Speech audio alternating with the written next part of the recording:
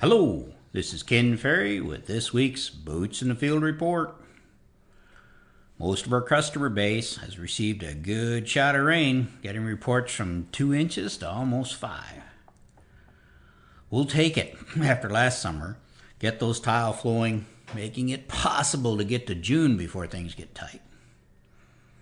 The weather has been a little bit of a yo-yo, but these warm temperatures are welcome.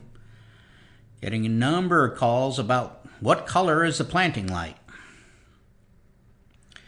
If the ground is fit, we have a green light for those full season beans, those group 4s, mid to late group 3s. We need about 950 growing degree days pre-solstice, and our group 3s need about 810. Trying to get those fuller season beans in by April 18th, or those earlier 3s, later group 2s, maybe shoot for that April 25th, May 4th time frame. And again, that's looking at the central Illinois weather history. So situation where doesn't mean every year is the same. As we move through these time windows are going to open up as you go to the south, and then of course they're going to tighten up as you go to the north. But we don't plant a lot of group 4 beans up there at Interstate 80. Go to the website and under the Tools tab, click on the Early Beans tab, and Matt will walk you through picking the right maturity for your planting window. Watching soil temps for corn planting, things are improving.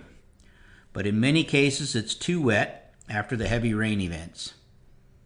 When it comes to mudding corn in, it's always a red light. We only mud corn in for insurance purposes.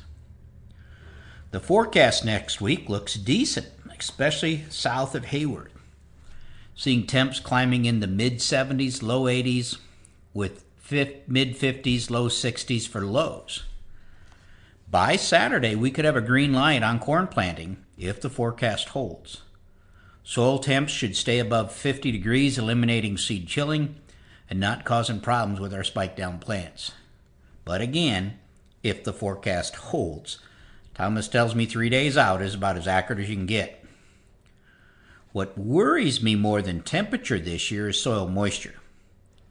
My fear is a lot of ground will get worked wet as guys try to dry things out to get going, and we'll have to deal with that compaction the rest of the growing season.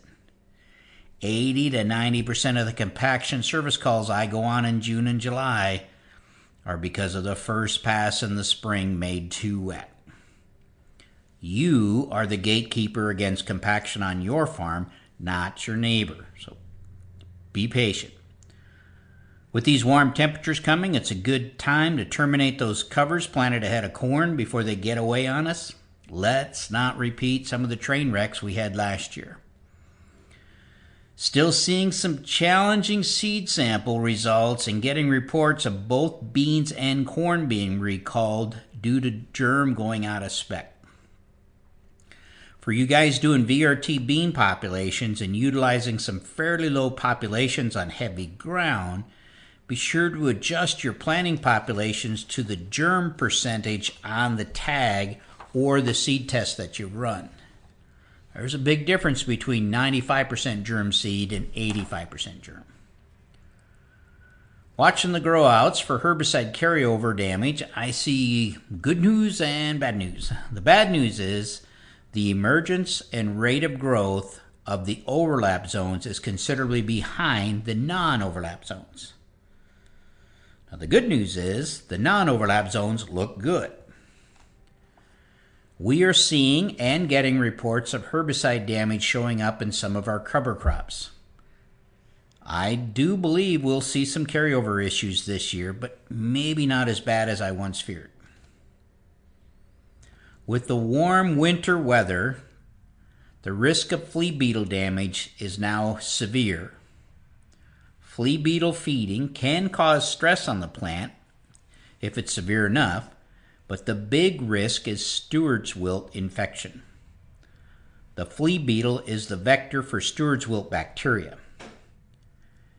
May be worth your time to check out your Stewart's wilt bacteria rating on your hybrids. Susceptible hybrids may need to be sprayed for flea beetles when they show up to try to slow that infection. There is no spray for Stewart's wilt once the plant's infected. I think we have almost all of the VRT planting maps out. The GIS crew here is working hard on data collection for all of you who signed up for the high-res program.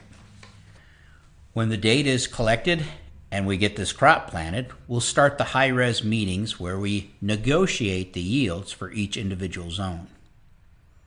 If you're interested in the high-res and haven't signed up fields yet, try to get that done so the data collection is ready for us when we get this crop planted and we can start the yield goal meetings.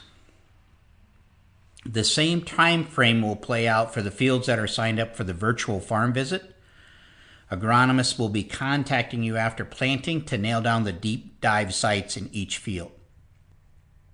Soil testing crews are cranking through the spring testing. Don't forget to let us know about your summer testing needs if you haven't done so already. Guys, you could be planting the biggest yielding crop of your career. So let's not let anxiety and impatience cause poor decisions that lead to unsatisfactory yields.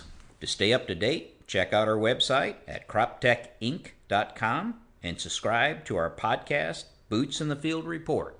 Keep her safe, keep her moving.